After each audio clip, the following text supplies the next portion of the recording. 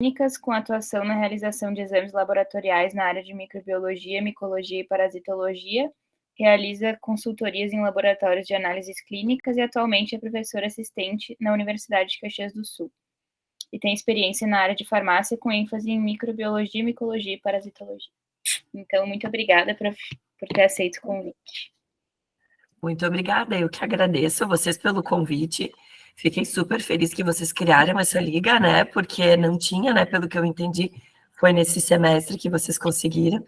Então, parabéns, acho que realmente precisa, né?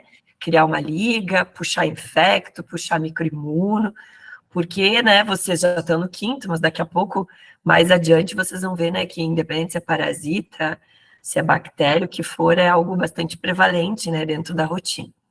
Então, eu fiquei lisonjeada pelo convite, pedi 1000 vezes para Isa, qual que é a data? Me relembra, me ajuda, né, da rotina que acaba sendo um pouquinho atrapalhada, mas deu tudo certo, né, estamos aqui, espero que vocês curtam.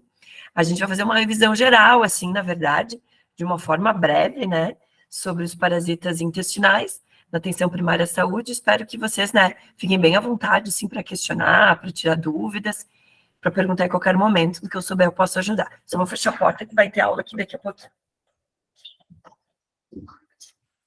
Oi, Adri. Oi, tudo bem? Tem aula aqui, já falando. Beijo. Tem que vir aqui tomar um cafezinho uma hora dessas, né?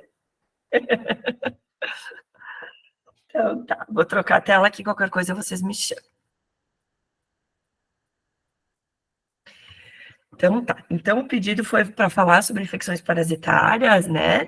Na atenção primária à saúde, nas UBSs, como que a gente espera, né? Encontrar um paciente, qual que é a realidade nos dias de hoje. Então, antes da aula, durante a semana, fui procurar, assim, dados mais atuais sobre como é que estão as infecções parasitárias no Brasil.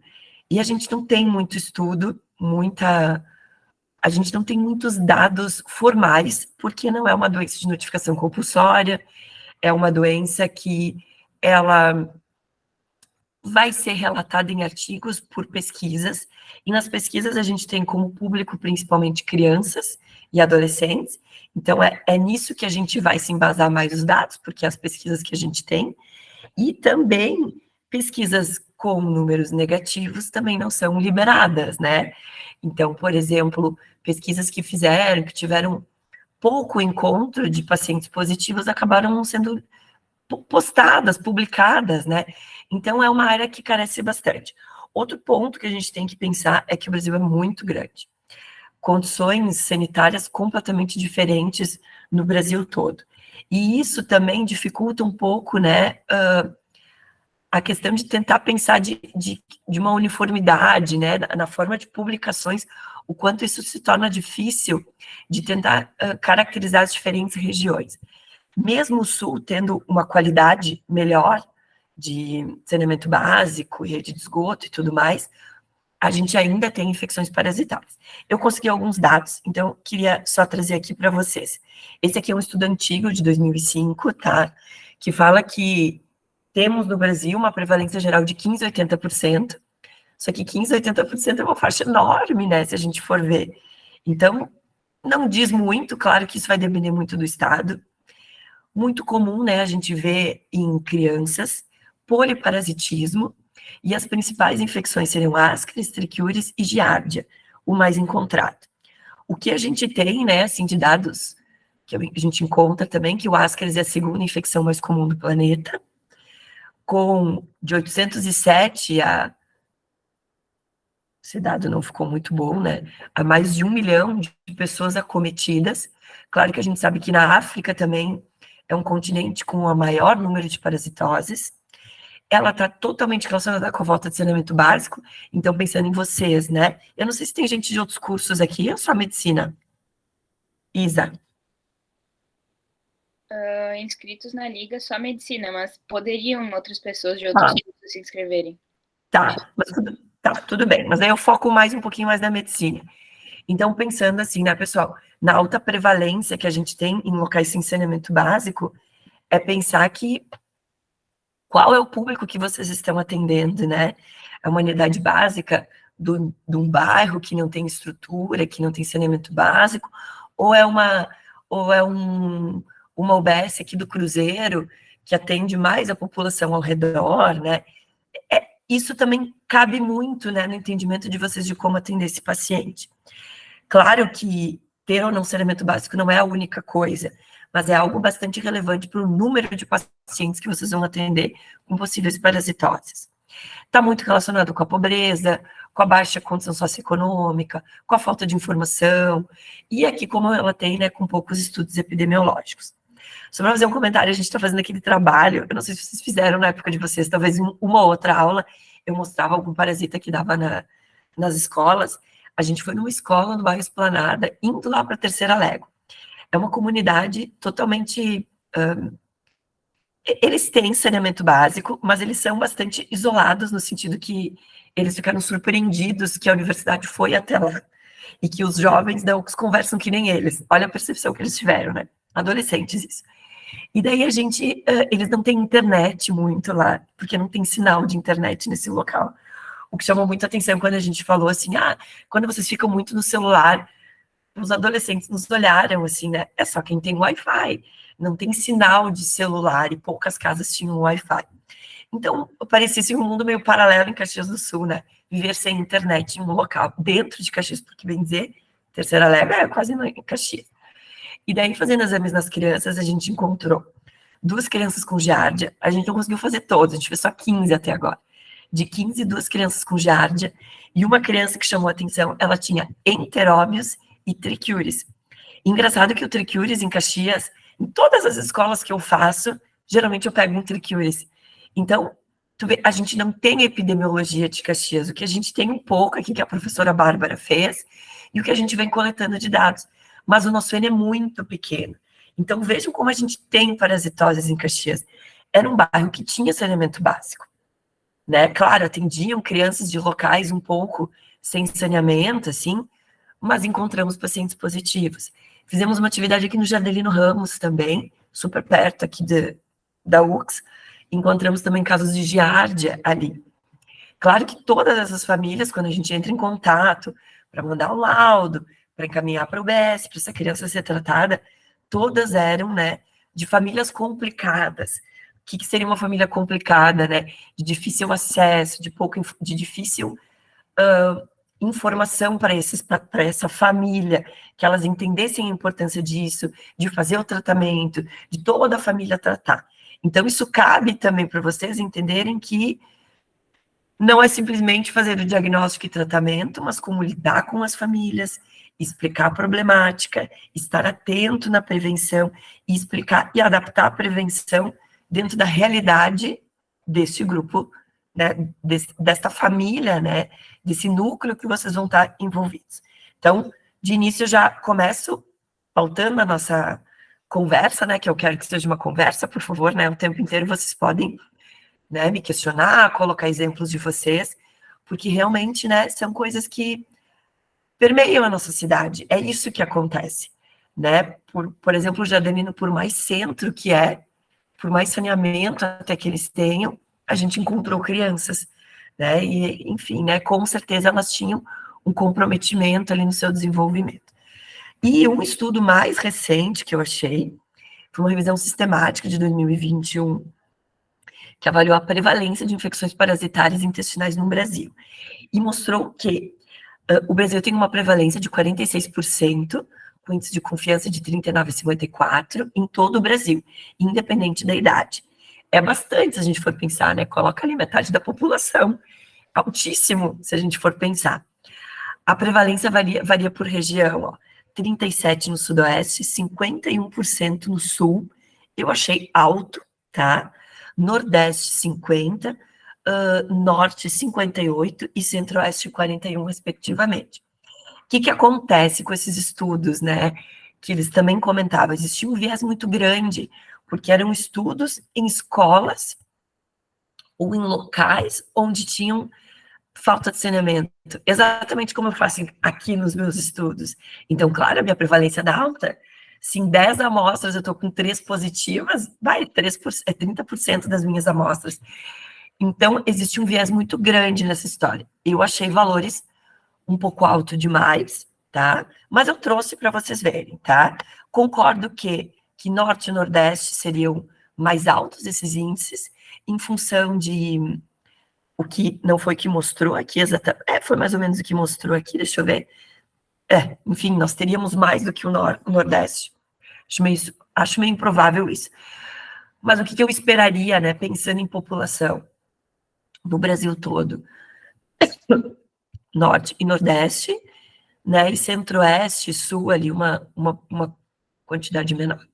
A maioria dos estudos avaliou crianças, né, com uma prevalência alta, e a Organização Mundial da Saúde recomenda a administração profilática de agentes antiparasitários contra eumintos transmitidos pelo solo para grupos de risco em áreas com elevada prevalência de infecção por eumintos, mais de 20% anual ou 50% semestral.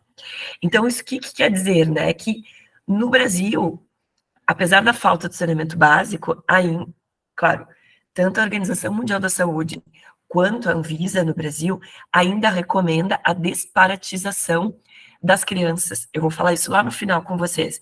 Que seria, né, o que vocês sempre me perguntam em aula. Tá, para fazer, a gente sempre tem que tomar medicamento. A organização recomenda, a Anvisa recomenda, principalmente se for numa área de risco.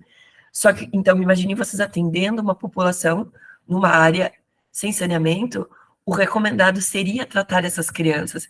Mas esse estudo mostrou que isso não vai diminuir,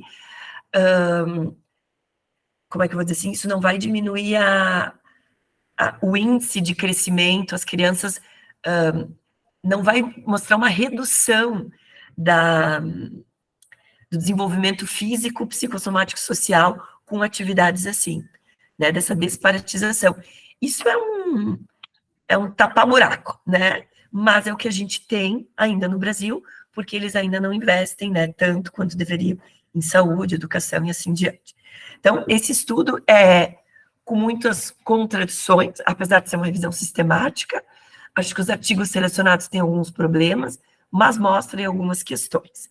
E eles falaram, né, que essa recomendação da Organização Mundial da Saúde se faz importante perante esses estudos que eles encontraram, né? Mas, enfim, tem todo esse viés. Seguimos, então. Então, o que a gente observa, o que a gente sempre fala? Que infecções parasitárias, elas não causam alta mortalidade, alta morbidade. A gente vai ter casos raros de pacientes morrendo por um ascaris, por uma infecção grave por ancilostomose. Isso é muito difícil de aparecer. Aparece, sim, mas o que é comum? É comum o paciente que vai chegar na UBS com uma sintomatologia pouco característica, mas aquela criança que na curva de crescimento ela não cresce, é uma criança que na escola não se desenvolve, não ganha peso, essa é a criança que vai chamar a atenção, tá? Então, alta morbidade. Aqui é um slide da minha aula, né, que é a tríade das parasitoses. A gente tem, então, a gente necessita ter o parasita, ter o ambiente e ter o hospedeiro.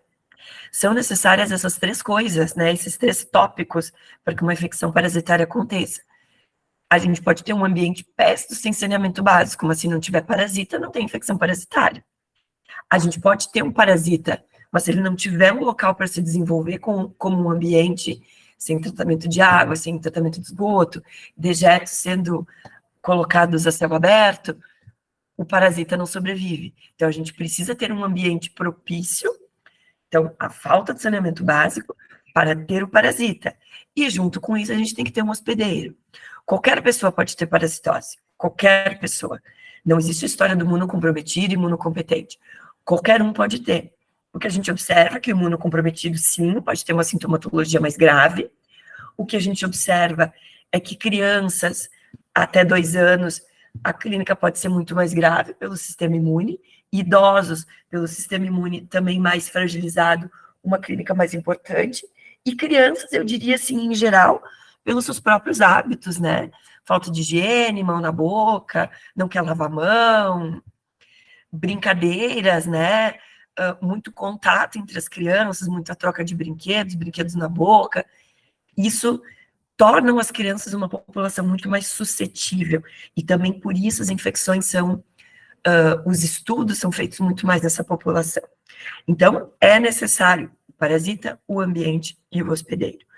Havendo um desequilíbrio, o parasita se estabelece e a infecção continua. Então, por isso que eu digo, né, eu tô meio ruim da voz, gente. A minha voz vai oscilando, eu vou tomando uma aguinha, eu vou melhorando. Por isso que a história da desparasitização de todas as crianças de uma comunidade não é o suficiente. Porque se tu não tirar do ambiente e tu não eliminar o parasita dali, é só uma medida, é uma cautela, né? É uma forma, tá me fugindo a palavra, mas, enfim, né? Isso só vai mascarando o real problema da história.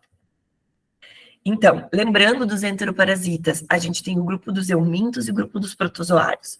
O grupo dos eumintos tem o ciclo: ovos, larvas e vermes adultos. Os vermes adultos vivem no seu hospedeiro definitivo, que no caso, todos esses aqui seria o homem. O homem lá no intestino vai ter o verme adulto, que vai estar liberando ovos ou larvas nas fezes, que vão contaminar o ambiente. No ambiente, esse ovo, essa larva se desenvolve, se torna infectante e a pessoa ingere. A maioria das infecções são fecal-oral. Então, é uma forma de transmissão. Quando a Organização Mundial da Saúde fala transmissões a partir de parasitas no solo, quer dizer isso, né? Todas essas infecções fecais orais. Muitos desses parasitas também são transmitidos por autoinfecção externa. Então, simplesmente o fato de não higienizar as mãos após ir no banheiro, ou uma criança sem hábitos de higiene de botar a mão ali na bundinha e depois botar a mão na boca, a infecção, né, ela se renova, a infecção continua. O que mais? Junto com os eumintos, um outro grupo são os protozoários, os principais diários de entamoeba histolítica.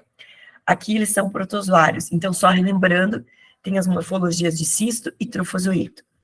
Lembrando também, né, dentro dos protozoários, a gente tem muitos protozoários que não são patogênicos e são saprófitas. Vão estar descritos no laudo quando vocês receberem.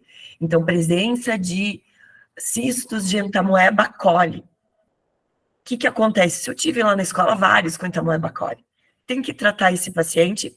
A princípio, não. Ele não causa doença, ele é saprófita, mas indica que o paciente vive numa situação de baixo saneamento básico. Em algum local ele se contaminou. Neste momento foi uma entamoeba coli. Talvez numa próxima consulta sejam ascaris, entendam? Então, esta é a questão. Já vamos falar também sobre necessidade de solicitação de exames, né? Mas esses são os parasitas, eumintos e protozoários. Todos esses que estão aqui na apresentação são patogênicos. Depois eu posso passar a apresentação para a Isa e ela passa para vocês, tá? Não tem problema nenhum. Transmissão. Como é que as pessoas se contaminam? Vocês já devem estar escutando isso dos pacientes de vocês. Tá, mas como que eu peguei isso? Como é que eu peguei essa bactéria? Como é que eu tô com essa minha voz, né? Então, vocês vão escutar, tá, mas como é que eu tô com parasita? Como é que sai um parasita de mim? Bom, algumas são as formas de transmissão, não são muitas. Então, a principal, ingestão de ovos de parasitas em água contaminada ou alimentos contaminados. Alimentos crus ou mal cozidos, né? Então, saladas cruas, principalmente saladas que são consumidas cruas, principalmente isso. Ou a gente vai ter a tênia, que é uma carne crua ou mal passada, que aí a gente vai ter os cisticercos de tênia. Muito bem. Mas a gente vai ter a água como também uma grande fonte de infecção, porque o paciente elimina, paciente contaminado, onde ele não tem saneamento básico, as fezes dele contaminam o riacho, o poço da casa, e através desse poço ele ingere essa água, né? Então, aí está o grande risco. Então, ovos e água. Depois a gente tem ovos presentes em poeira. O simples fato de caminhar de boca aberta, né, falando, a gente pode adquirir uma infecção. Isso seria pelo Enterobius vermiculares, mais conhecido como Xiúrios. Prof, quanto isso é possível? Isso vai ser possível numa casa onde vai ter vários contaminados.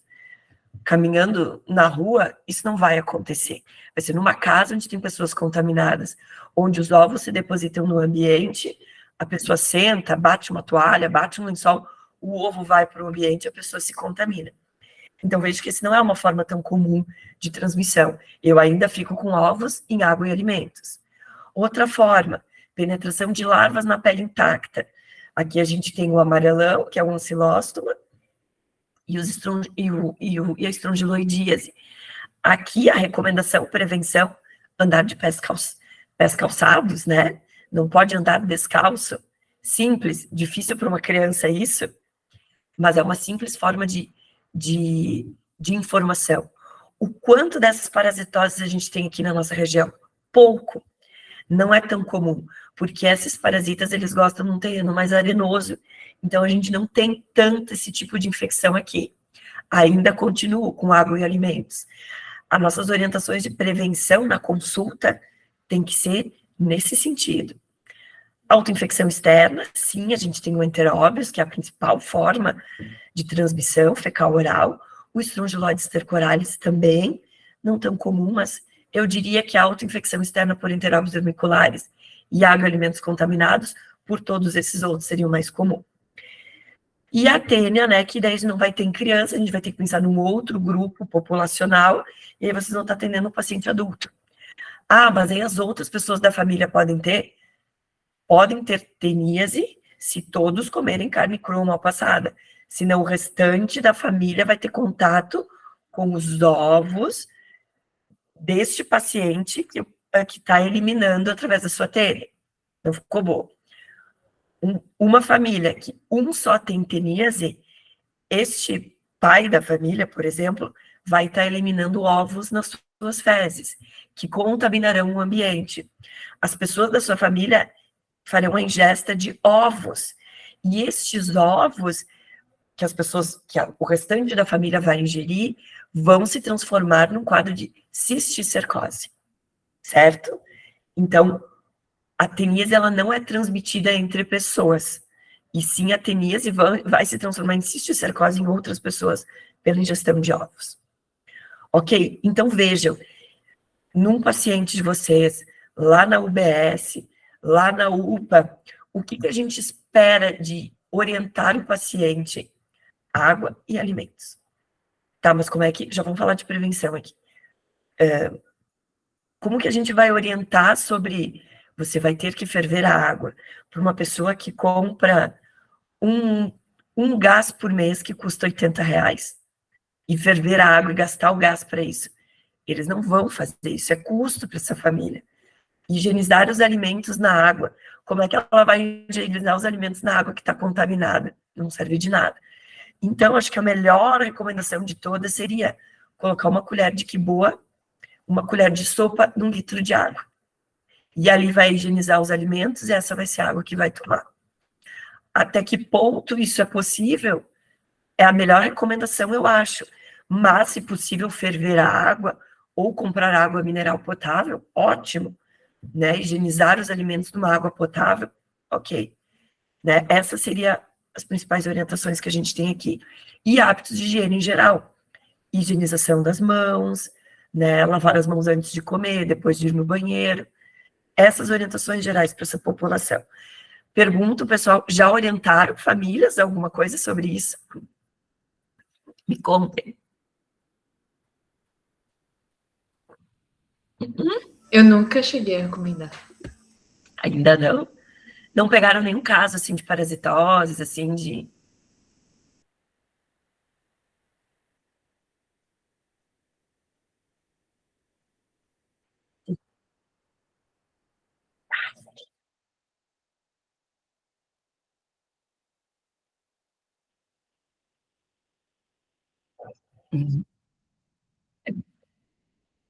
É um ou outro. E daí você chega... Prof, eu lembrei tinha um paciente no HG que ele tinha cisto hidático. Sério? Aham, era enorme. Vocês não me mandam uma mensagem, eu mato. Pois é, Lembram? ele tinha cisto enorme. E ele não compreendia. Ele morava em Encantado. E aí ele foi internado para pesquisa de tumor hepático. Uau! E aí foram fazer a eco, não, a ressonância. Na ressonância descobriram que era cisto hidático. Só que ele não compreendia. Tipo, sim, ele não entendia e ele acabou evadindo, sabe? Então, provavelmente ele vai falecer de choque anafilático, né? Futuramente. Sim. Ou voltou em algum outro hospital, torcer. Pois é, ele era bem da roça, então não sei, sabe? Tu vê como é difícil, né? É isso aí. Essa é a realidade, né?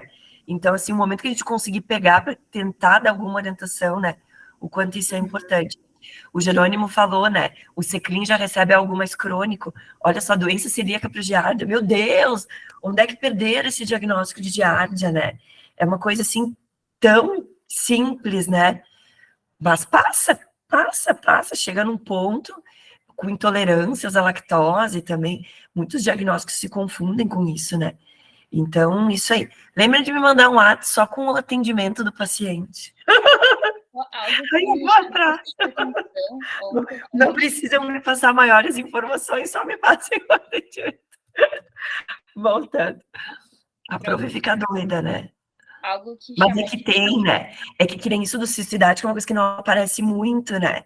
E tu vê, né? Diagnóstico diferencial de tumor, que coisa, né? E aqui que isso aqui aconteceu, né? E aí acontece muito isso de evasão, né? Então também temos esses quesitos a tratar.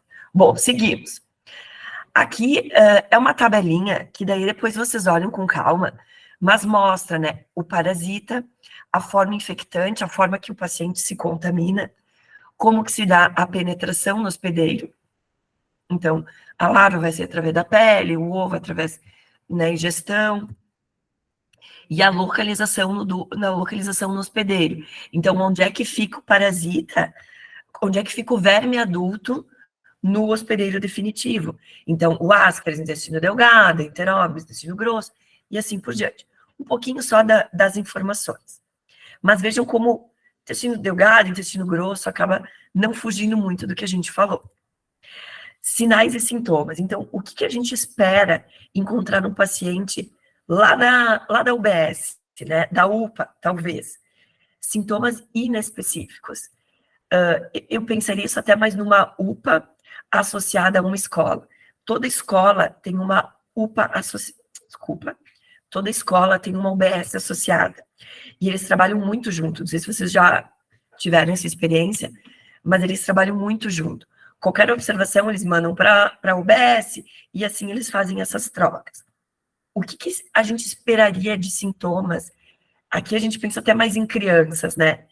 Perda de peso, uma criança que não ganha peso e estatura, é uma criança que não come bem e reclama que está sempre enjoada, que está sempre ruim, dor de barriga, né? Distensão abdominal nem sempre, mas isso é muito comum na giardia, uma distensão abdominal.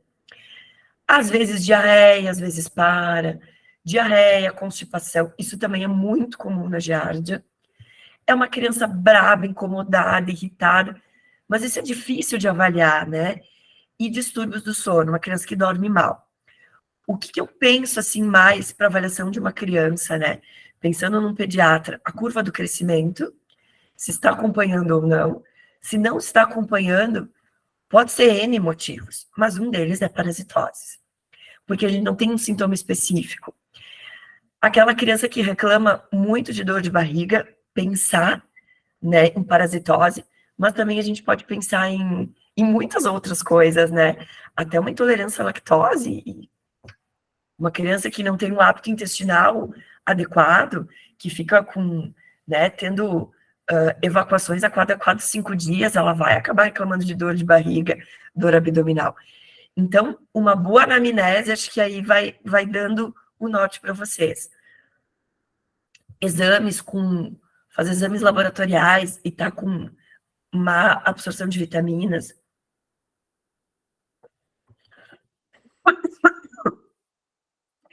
E, obviamente, o relato, né? Saiu um verme nas fezes. Tem que tratar na hora, nem é necessário fazer exame nessa situação. Tratamento na hora. Então, basicamente é isso. E, claro, lembrar que o paciente pode ser assintomático. ele pode ser totalmente assintomático. Claro que isso vai depender da carga parasitária, né? Quanto mais parasita, mais sintomas, né? Caso leve a casos graves. Vai depender do paciente, no sentido de desnutrição. A desnutrição leva um sistema imune fragilizado, e aí mais infecção no paciente. O estado de imunocomprometimento, claro, mais imunocomprometido, mais os sintomas, maiores os riscos, e o quanto aquele paciente se contamina. Tem uma criança, que é uma história clássica aí do Hospital Geral, que ela saiu, era ascaridíase, ela tinha muito ascaris intestinal, ela tinha 1 ano e 5 meses, saiu pelo nariz, saiu pelo ouvido, não, desculpa, saiu pela boca e saiu pelo nariz. Como é que foi sair pelo nariz uma criança de 1 ano e 4 meses? Qual é o tamanho de uma traqueia de uma criança de 1 ano e 4 meses? É mínimo, só que o parasita também tinha um tamanho mínimo, ele não tinha 30 centímetros de comprimento como todos os ascaris têm. A criança era tão parasitada que ela não tinha nutriente para o próprio parasita que estava nela. Então, os parasitas não se desenvolviam, eles eram muito pequenininhos e acabavam conseguindo sair pelo nariz. Qual é o tamanho de uma narina de uma criança de 1 ano e 4, 5 meses? Então, também tem isso a pensar. Essa criança chegou a ficar... Ela saiu do hospital até com problemas neurológicos, porque o parasita foi por tudo. Toda a família estava parasitada também. Vive num local extremamente carente, perto de Canela. A mãe tinha vermífugo em casa, que as crianças vomitam verme. Se ela não mudar do local, a criança vai continuar tendo até não poder mais, né? Então, vejam, conta essa história porque a sintomatologia vai depender também da carga parasitária. Mas o que a gente tem de mais comum, assim, eu diria assim, que eu acho que acaba dando sintoma é a giardia. A giardia as crianças reclamam muito. Dá um pouquinho de distensão abdominal, a presença de gases, né? Então, vocês fazem o exame físico e sentem, né, no abdômen que tem gases. Então, distensão abdominal, gases, a criança reclama de dor abdominal e tem diarreia, paradiarreia, tem esses quadros alternados. Isso é muito característico de giardíase, tá? E o prurido anal, claro, é o sintoma característico de enterobiose, né? É o único que tem o sintoma bem característico. Outros sintomas, hepatosplenomegalia, daí vai depender do quanto parasitado estava esse paciente, para o parasita sair do intestino e ir para o fígado. A anemia, casos graves, né? Então, digamos, parasitoses crônicas levam a quadros de anemia. Aí, lembrando, né, dentro do hemograma a gente tem eosinófilos aumentados, então o paciente vai ter eosinofilia, sempre, né, pessoal? Eosinófilos aumentados num hemograma, a gente tem que pensar em alergia e parasitose. Criança, chama muita atenção. Vamos pensar em parasitose para essa criança. Febre não é tão comum em crianças, desculpa, febre não é comum em parasitoses. Dermatite, uma dermatite passageira, quando os parasitas estão entrando na pele. E sintomas respiratórios a gente vai ter quando o parasita fizer ciclo de Loss. Quando ele tiver, quando for o Ascaris, Ancilóstomo e Strongyloides. Só que eles são passageiros. Essa criança que eu contei, que tinha Ascaris por tudo, ela internou por um quadro de asma.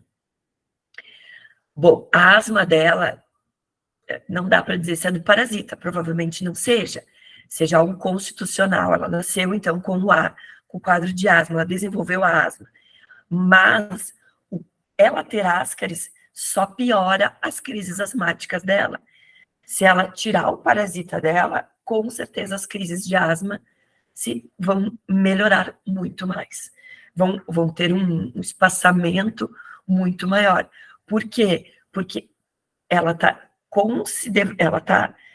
sempre se contaminando com o parasita, as larvas estão passando pelo pulmão, ela deve ter verme adulto no pulmão também, e isso gera uma resposta imune muito grande por eosinófilos, e ela vai piorar muito a asma da paciente, certo? Então, nessas situações. Então, sinais e sintomas, a princípio, num geral, a gente tem isso.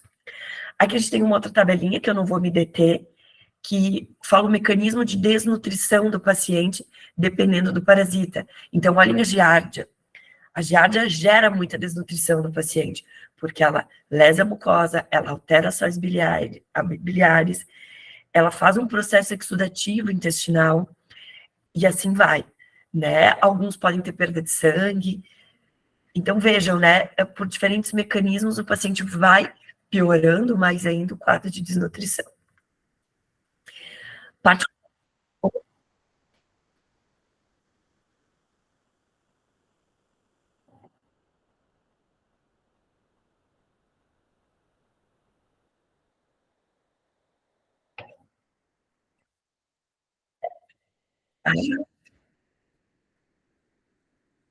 Ah,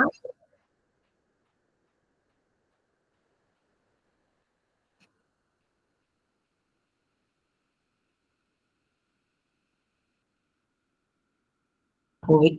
Então, olha só, tá, e não chegam a pedir, assim, nem pensam em fazer, o que eles falam sobre o EPF, Jerônimo? Pouco, com sinceridade.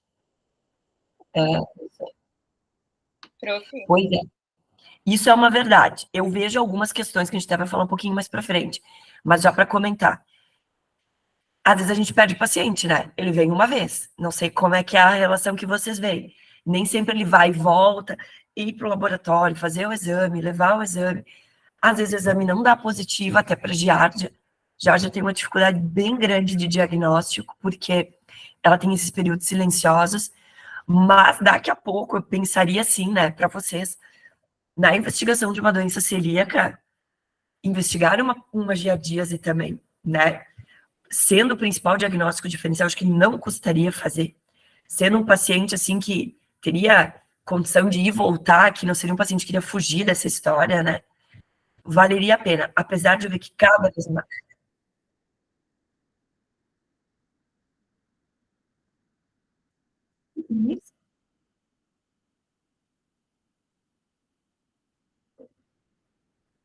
Isso, isso. Às vezes a gente tem que pensar numa... É o que eu digo, assim, inserir no contexto do paciente, às vezes pode ser uma coisa muito simples, muito básica. Uma intolerância à lactose não é igual a uma giardia. É igual a uma giardia, né? Assim, se a gente for ver, claro, não exatamente, mas quanta coisa lembra, né? Então é bem isso. Diarreias por problemas de absorção, tem que pensar. Então, todas essas doenças, assim, acho que vale, né? Não custa. O que eu diria, assim, entre todas as parasitoses, a mais comum é a giardia, porque a giardia também está relacionada aos cachorros. Então, esse cachorro de rua, que às vezes a gente tem contato, o nosso cachorro que sai da rua, volta para casa, que não faz profilaxia com antiparasitário, ele é um cachorro suscetível e ele passa por os seus, como é que eles chamam? Por seus tutores, né? Então, por isso que ainda a giardíase na cidade, com saneamento, ainda é uma doença bastante comum. Então, por isso que a gente tem que, né? Só que o que acontece? As pessoas com um pouquinho mais de nível socioeconômico acabam tratando o paciente, o cachorro, desculpa, acabam fazendo as profilaxias, né, nos cachorros.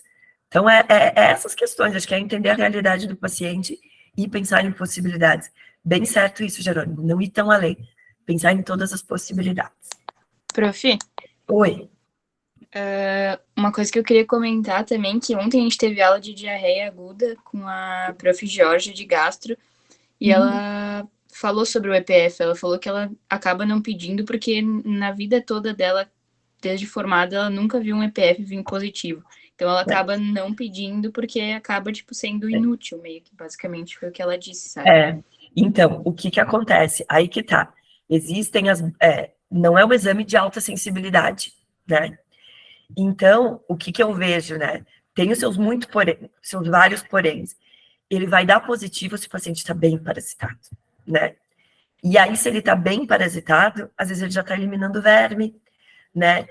É difícil, assim, ó, o ideal seriam 3 amostras, às vezes não dá tempo de fazer tudo isso.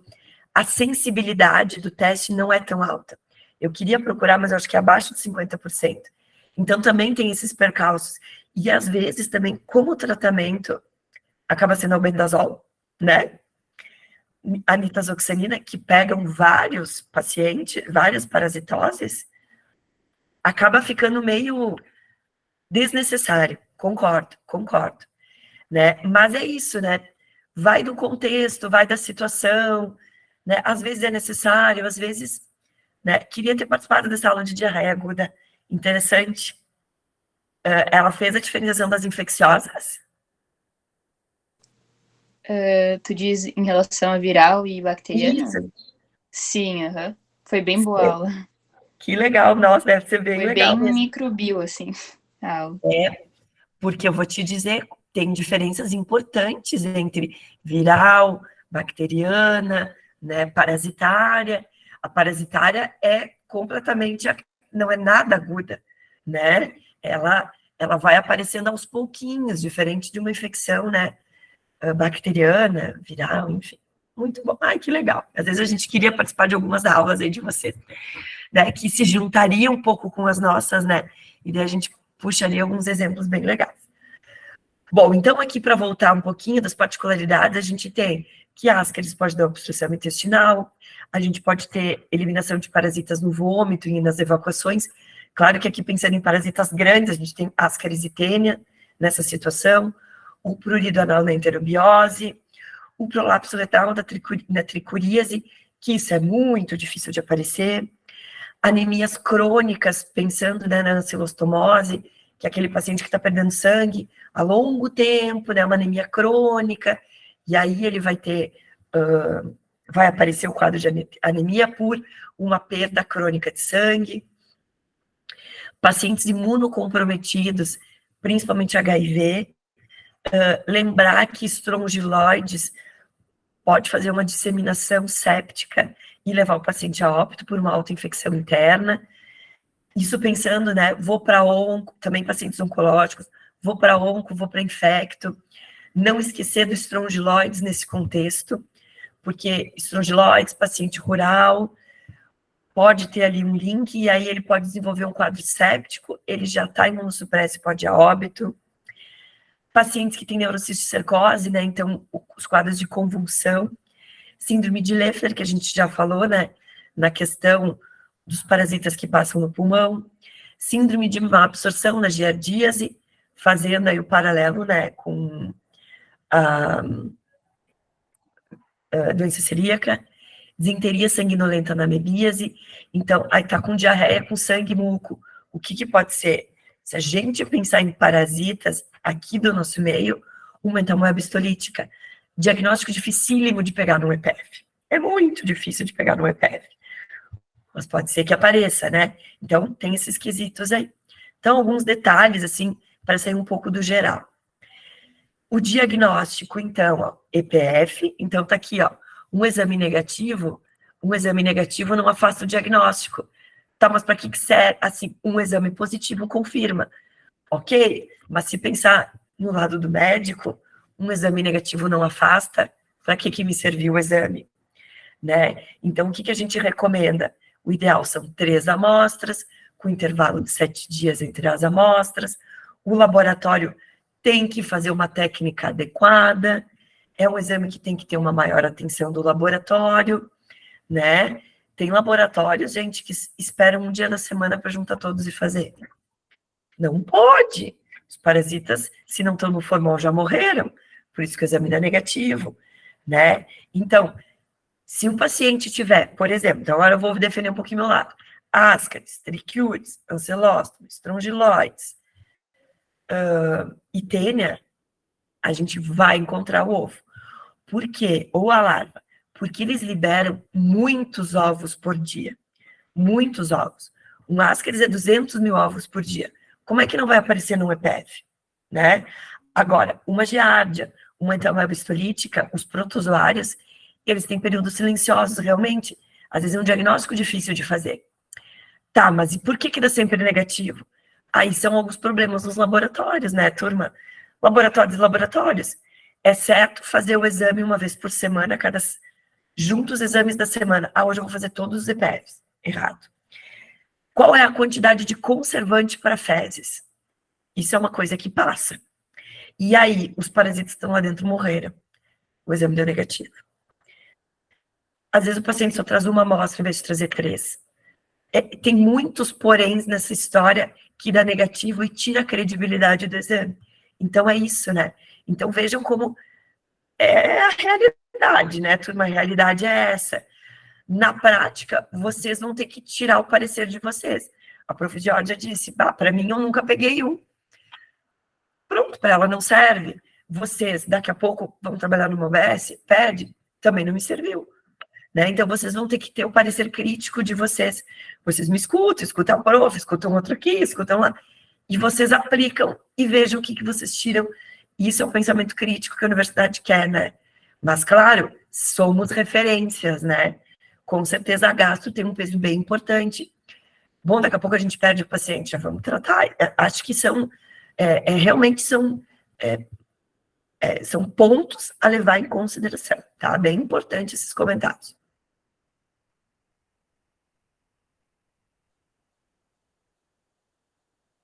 Uhum. Também. Sim. Uhum. Uhum.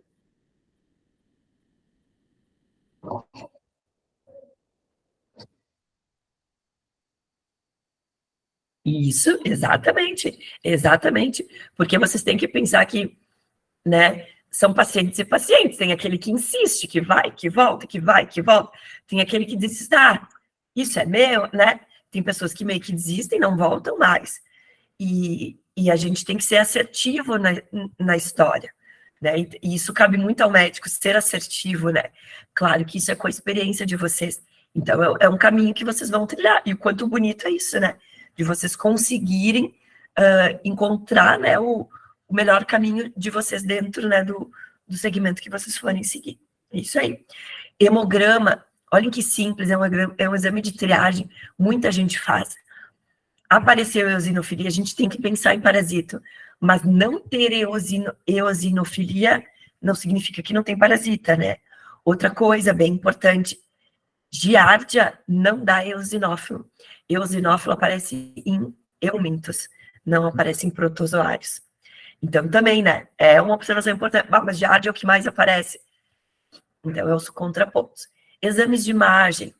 Então, vocês viram, né? Então, a Amanda relatou ali, fizeram uma ressonância e viram cistoidático. Então, tem determinadas parasitoses que vai ter que ser uma toma, uma ressonância. Então, uma neurocisticercose, um cisticerco em outra parte do corpo, parasitas no pulmão, né? Vai aparecer até no raio-x, um cistoidático e assim por diante. Então, o diagnóstico. Aqui, eu também, é um ponto que eu sempre, né, fico naquele assim, sim e não, né, com seus problemas. Tratamentos. Bom, claro que agora muitos de vocês já estão numa etapa que vocês já tiveram farmacologia. Essa tabela é uma tabela de um livro da pediatria, tá? Eu achei ela bem interessante, porque mostra parasitas versus principais antiparasitários. Então, tem tiabendazol, mebendazol, albendazol, cambendazol, que não se usa, palmoato de pirvínio, tem o de ivermectina, que ficou muito famosa, né? Nitazoxanida, que é o Anita, o metronidazol, o tinidazol, e assim por diante. E aqui a gente tem os principais. Se a gente for pensar em SUS, né, pessoal, a gente tem mebendazol, albendazol e metronidazol. Até quero que vocês me relatem as experiências de vocês, de que se indica, o que não indica. Mas, pelos meus conhecimentos, albendazol, por ser dose única, tá? E compreender uma grande quantidade de parasitas, tá? Entre o albendazol e o mebendazol, a gente fica com o albendazol, porque ele é dose única. O mebendazol são 3 doses. Albendazol destrói ovos, larvas e vermes adultos. O mebendazol trata ovo e verme adulto. Não destrói a larva. Então, ele vai fazer um novo ciclo e aí tem que dar de novo o tratamento. Tá? Então, a Organização Mundial da Saúde, ela recomenda o quê? Nessa história da desparasitização, né? Um albendazol e a cada 6 meses fazer alguns reforços. 4, 6 ou 12 meses, dependendo da exposição da pessoa, a exposição, enfim, dos pacientes. Desculpa, é disponibilizado no SUS. O nitazoxanida tem sido utilizado muito no privado, no particular, enfim, planos de saúde. Por quê? Porque ele tem um custo maior e ele, na verdade, me expressei errado, ele não está disponível ainda no SUS, porque ele não está no RENAME. O RENAME é a Relação Nacional de Medicamentos que o SUS libera, né, para as UBSs. O nitazoxanida, ele ainda não está no RENAME. E, além disso, ele tem um preço superior, ele tem em torno de R$50, versus R$5 no albendazol, que isso aumentaria muito os custos do SUS perante, né, os custos. E se vocês forem olhar, né, é basicamente o mesmo. A diferença é que o nitazoxanida, ele pega giardia, amebias e criptosporídeo. Só que, se a gente for pensar, o paciente com giardíase, o tratamento não é a nita. O tratamento de padrão ouro é metronidazol, que está disponível no SUS. Então, albendazol e metronidazol. O SUS, ele está coberto. Claro que o nitazoxanida, ele facilita pela questão daquele paciente que tem uma infecção assintomática por giardíase, e aí é um paciente que toma de forma profilática, ok, o nitazoxanida vai resolver melhor que o albendazol. O albendazol está marcado aqui, ó, giardíase, só que aí seriam 5 dias de tratamento para ele ter ação na giardia. Ninguém toma 5 doses de albendazol, não se deve tomar. É uma dose muito alta. E aí o paciente está com cisticercose, não se deve dar 5 comprimidos de albendazol. Um comprimido, tá tudo bem, não vai fazer coceguinha no cisticerco do paciente. Mas 5 comprimidos já pode incomodar. Então, o que eu diria? Não sei se eu me fiz entender aqui. O albendazol é um medicamento de rotina, né? No SUS é o que ele está disponível para profilático como para tratamento. No SUS, tá com infecção por giardíase, vai de metronidazol. No particular, no plano, no privado, tá com infecção por giardíase, vai de metronidazol. O paciente do privado, do plano, convênio, ele pode tomar tanto albendazol quanto o nitazoxanida.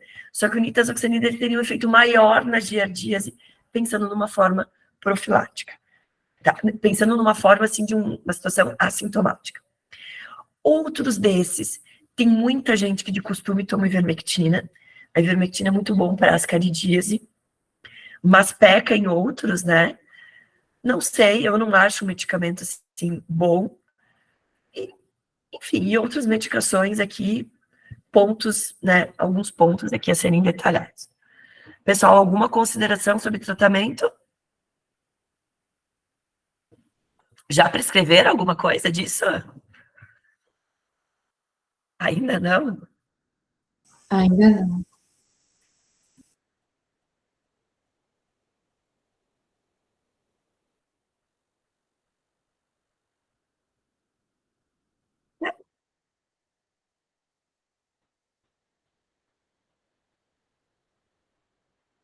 Sim.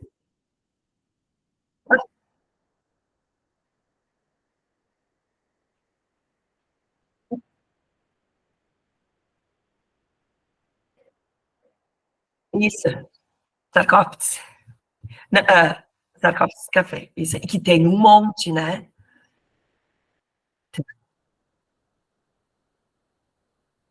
Vê se tem muito. Sabe como é que faz o diagnóstico?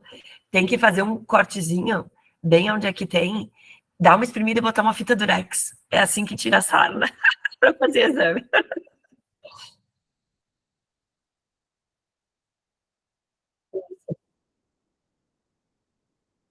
Eles passam de... eles tomam, tem muita sarna. A ivermectina é utilizada também para...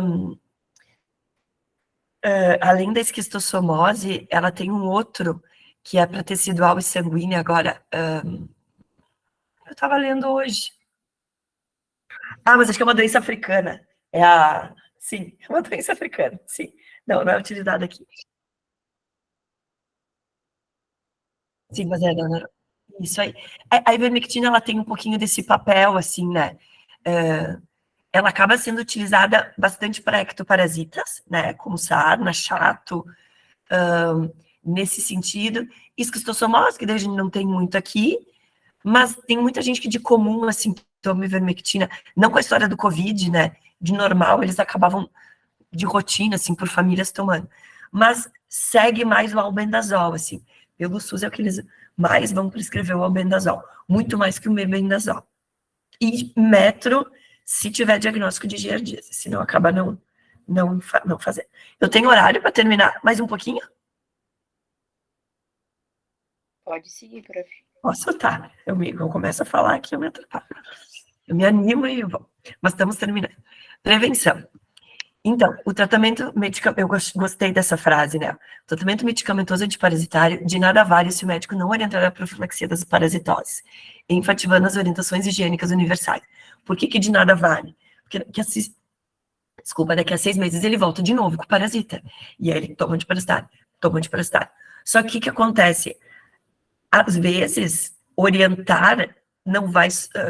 simplesmente orientar o paciente ir lá lavar, não vai adiantar, porque a água dele está contaminada. Às vezes não tem solução, a solução é ele se mudar, mas às vezes isso também não é uma possibilidade. Então, cabe fazer os dois, orientar e tratar. Deve-se interferir no ciclo biológico dos parasitas, lembrando que ovos, cistos e larvas espalham-se no ambiente, no solo, em alimentos em mãos contaminadas. A gente tem que tirar o parasita do ambiente para acabar com as parasitoses. O mundo ideal, um país desenvolvido, é esse, né, que tem saneamento básico e os parasitas não têm espaço para se desenvolverem. As principais medidas devem ser saneamento básico e tratamento de água e esgoto, educação e informação à população. E aqui sobre a desparasitização populacional. O que significa isso? É o uso empírico de medicamentos anti-eumínticos para reduzir a prevalência de infecção por eumintos transmitidos por solos em áreas endêmicas. A Organização Mundial da Saúde diz que isso deveria melhorar, isso iria, na verdade, diminuir a taxa de desenvolvimento, de baixo desenvolvimento da criança em função de parasitas, com esta conduta. Mas isso os estudos viram que não, que isso é uma mentira. Se tu der o tratamento empírico ou não der o tratamento empírico, crianças, né, isso não vai tirar do ambiente. Isso é só uma medida profilática. E que no contexto geral do mundo inteiro, isso não vai melhorar os índices. Não é a solução. A solução, de novo, é o saneamento. Então, aqui é bem textão, porque eu tirei para a gente ler, tá? Os agentes antihelmínticos devem ser selecionados pela sua atividade contra espécies regionais de helmintos e para minimizar os efeitos adversos. O que é prevalente na nossa região? Né? Bom, estudos temos poucos, mas a gente tem o que eu comentei com vocês. Ascaris, trichiuris, enteróbios, tênia, giardia e os entamoeba coli e histolítica. É o que a gente tem. O que a gente não tem? Estrongiloides. Existem alguns medicamentos específicos para estrongiloides, ó, quer ver? Esse tiabendazol. Tem locais que fazem profilaxia com tiabendazol, porque é muito comum naquela região. Aqui não tem necessidade, porque a gente não tem isso. Então, é nesse sentido, tá? Na ausência de informações detalhadas sobre as espécies regionais predominantes, um regime de desparasitização composto por albendazol pode ser administrado, porque ele é o que mais vai pegar. E é o que está na lista do RENAME do SUS. A administração do medicamento deve ser repetida em intervalos de 6 a 12 meses, com monitoramento para a diminuição da prevalência de infecção. Aqui o monitoramento seria a partir do EPF, mas daí teria que fazer, então, isso realmente a partir de escolas, UBS, para conseguir se monitorar uma população, porque uma população inteira não vai no UBS em um ano, né? Então, as escolas teriam um pouco mais esse controle. Por isso, essa relação também, entre outras doenças. Agora, a paciente está grávida. O que ela pode e não pode tomar, né? Então, vamos lá. Pacientes grávidas em áreas onde a prevalência de ancilóstoma e trichiuris é superior a 20% e a prevalência de anemia na gravidez é superior a 40%, sugere-se a administração de tratamento antihelmíntico no 2º e 3º trimestre. Os regimes incluem albendazol. Então, dá albendazol para todo mundo, mas a gente não sabe se está grávida. Não pode tomar albendazol no 1º trimestre. Então, são cuidados que tem que ter. Se a mulher estiver grávida, protocolo seria albendazol, segundo e terceiro trimestre. Último parágrafo. A ivermectina não deve ser administrada em em mulheres grávidas, em crianças abaixo de 2 anos ou abaixo de 15 quilos, ou pacientes com doenças hepáticas.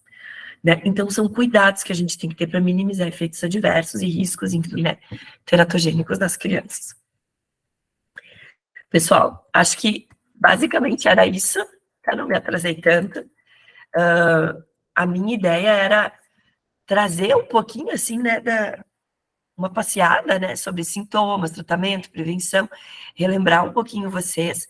Claro que vocês já estão numa etapa diferente do curso, que vocês estão com outro olhar sobre o paciente, né, no segundo semestre, como Thalícia, não sei se ela ainda está aqui, que não está aparecendo na minha tela aqui, é uma visão em cima do parasita, da bactéria, do vírus.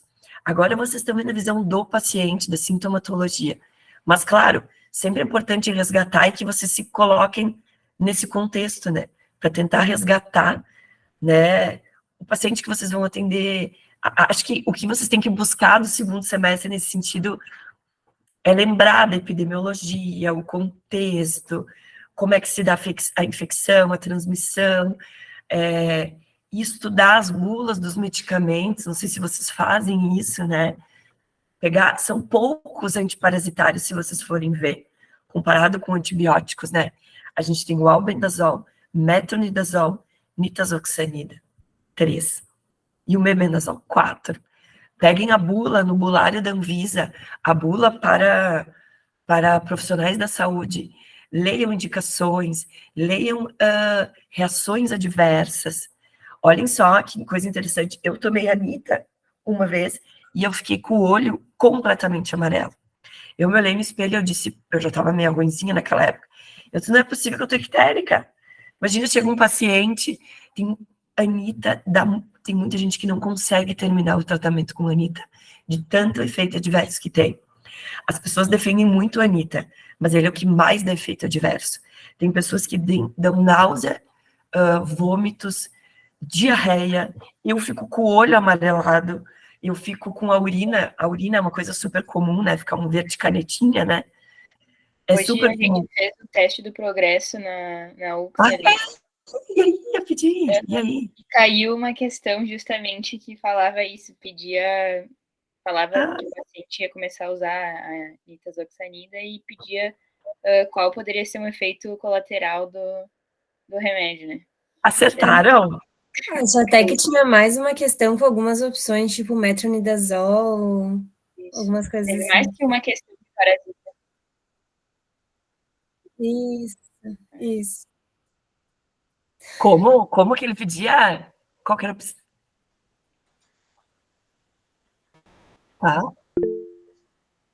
Tá? Ah, opção de antiparasitário. Ah, e daí botaram o quê? Lavamigrans não sei. Deixa eu ver, deixa eu colar na aula. Tinha... Eu acho que eu botei... Praziquantel, tinha metronidazol. Albendazol. É porque se tu for pensar, ele é um ancilóstomo. Seria um albendazol, será? O que vocês colocaram? Me deu curiosidade agora. Eu chutei essa. Nossa, eu chutei lindamente. Eu também. Aqui que acontece... Deixa eu dar uma espiada aqui. Albendazol, ivermectina. Tiabendazol em líquido ou creme, albendazol e ivermectina. É porque ele é um ancilóstoma, e daí, né, seria um eumito. Eu quero ver o teste do progresso, estava muito difícil, como é que foram? Não, acho que não estava, porque pelo menos a gente não teve várias cadeiras que tinham questões só, mas tipo assim, eu conseguia puxar coisas que a gente está vendo agora para PED, por exemplo, coisas de gastro, então acho que teve bastante sífilis, né? Sífilis, eu ouvi que caiu bastante. Caiu bastante, sim. Tu vê só. Caiu essa infecção.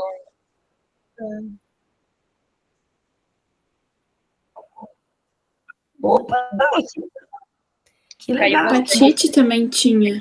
Trato urinário também. Ah, que bom. A gente vai olhar a prova agora. A Cláudia está com uma prova já. E daí a gente vai olhar para a gente, né, ocupar e trabalhar com os alunos, né? Olha aí, a Alexa, não sei se ela está aí. Estou chamando só a Alexa. Deixa eu ver quem está aqui na turma. Peraí. Se a Alexa foi embora, eu pego ela. Ó, foi embora. Vou xingar ela amanhã. Como que manda a notícia? Deixa eu ver se eu tenho mais aluno aqui. Ó, nenhum. Ó, vou brigar com eles. Pessoal, mas eu não dei larva migrans, tu vê, pro pessoal. Olha aí a crítica, né? Esquistossomose não caiu? Não, sempre cai esquistossomose. Tu vê. Mas então, tu vê, larva migrans eu não dei ainda, vou ter que falar. Já passei a parasita, vou ter que voltar. Isso aí, vão brigar comigo. Mas acho que a liga aqui acaba sendo importante justamente por causa disso, para a gente tipo, retomar algumas coisas que a gente vai perdendo ao longo do semestre, né? São coisas que a gente vê muito no dia a dia, assim, então acho que nos próximos semestres continuar trazendo tópicos assim, porque realmente a gente acaba perdendo tópicos que são muito, muito básicos, assim, que a gente precisa saber, sabe? Precisa. Eu vou dizer assim, acho que foi muito feliz essa ideia de vocês, né, de fazer a Liga da Infecto, e depois, assim, né, claro, as outras ligas também são todas importantes, mas a Infecto é uma que todo mundo vai passar pela questão de infecções. Então, independente, né, se for gastro, se for pede, a liga que for, ou enfim, né, o paciente que for atender a infecção, vai acontecer. E cabe recuperar alguns assuntos, toxoplasmose, seria algo bem legal, que é muito comum, né? E o toxo também. Toxo deve ter caído, é isso aí, são coisas, assim, bastante comuns. Então, que nem Chagas. Chagas não tem tanto aqui, né? Não, a princípio, assim, né? Não chega tanto. Mas caiu na prova porque a gente pensa no Brasil inteiro, né? Mas, enfim, acho que fico super feliz, fico bem à disposição de vocês. Pessoal, perguntas, fiquem bem à vontade para... Era isso que vocês esperavam? Não sei. Isso. Foi ótimo, prof. Foi ótimo, prof. Tá.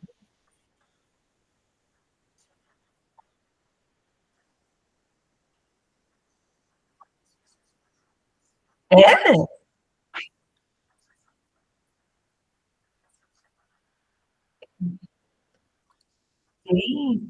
Ai, que legal. E Chagas crônica, daí, sim. Mas eu sou para a mostra, né? A prof. E daí faz o diagnóstico como, Jerônimo? Sorologia? Só?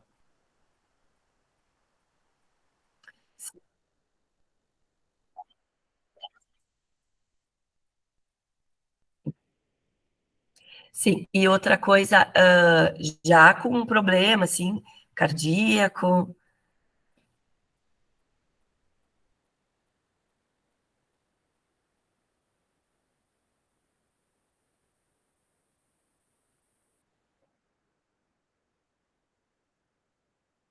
Sim, mas pode ser. Sim, sim, sim, sim. Porque é uma possibilidade, né? E muito mais coração do que intestino, que vocês viram de curiosa, assim.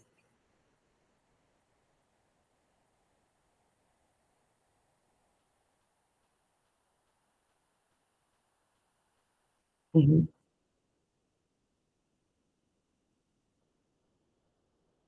Sim, aparenta mais o coração. Uhum. Sim, sim.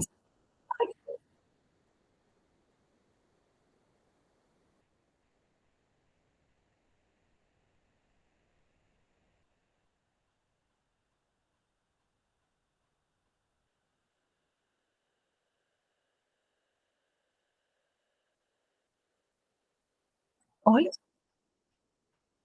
sim.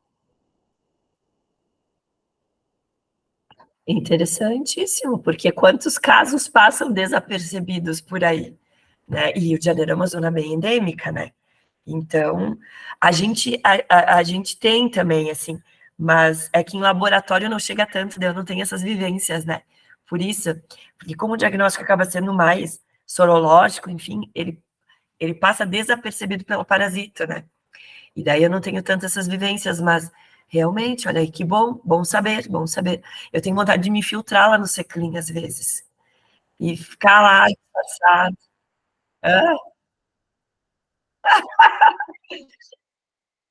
eu queria só ficar lá de butuca, ali, só escutando quando tem um paciente, daí seria bem bacana. Daí ele sai, eu já estou lá com kit de coleta, né? Esse era o teu prêmio, além do tratamento, era um kitzinho de coleta aqui, sangue, vamos lá. Ai, turma, como é bom, né?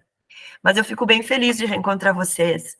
Parabéns, tenho certeza aí que estão num caminho muito bom, só por vocês estarem, né, aqui fazendo atividades extracurriculares, isso é bem importante, isso é interesse, isso é dedicação, e fico bem contente, eu encontro com vocês, aí eu vejo cada vez vocês mais, assim, né, maduros, e a gente fica super contente de ver as turmas se formando e já trabalhando, atuando, né, fico bem contente, fico à disposição, que precisarem, por favor, me chamem, foi um prazer estar aqui.